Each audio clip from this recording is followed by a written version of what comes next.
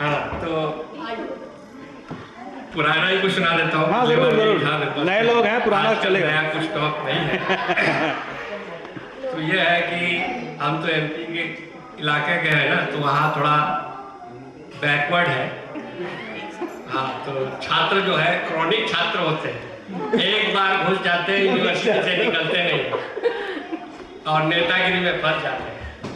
तो ये जो वहाँ के प्रीमियर यूनिवर्सिटी वहाँ के नेता हैं, उनका नाम है धनीराम। और धनीराम जी जो है नेता बने हुए हैं। तो ऐसा हुआ कि बीच में उनको घूमते फिरते हेड मास्टर बड़े मास्टर जी ने रोक लिया। बोले धनीराम क्या कर रहे हैं? बोले आप देख नहीं रहे क्या कर रहे, हम नेतागिरी कर रहे हैं। तो बोले नेतागिरी तो कर रहे हो, लेकिन ये क्या चल रहा है, धरना कर रहे हैं?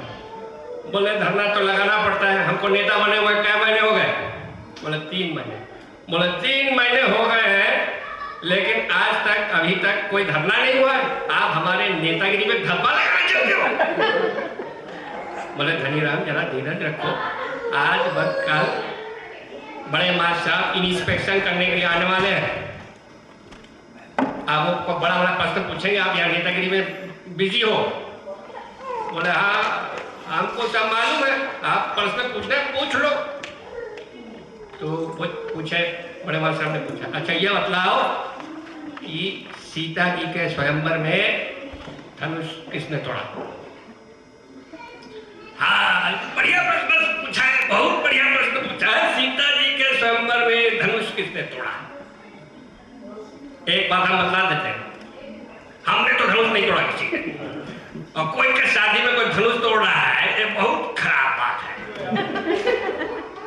तो उन्होंने पूछा, बोले अरे धनीराम तुम इतने बेवकूफ हो, तुमको ये नहीं मालूम कि श्री राम ने धनुष तोड़ा था? बोले हाँ अब मेरे को समझ में आया। बतलाओ, अच्छा बड़े मास्टर ये बतलाओ कि ये टॉपिक प्रश्न किस टॉपिक पे है? बोले क्यों इतिहास पे। तब हम नर्वस आ गए। बोले क्यों नर्वस आ गए भाई? बोले आप इतिहास का प्रश्न जो है हिंदी में कर दिए, अब इतिहास का पूछो।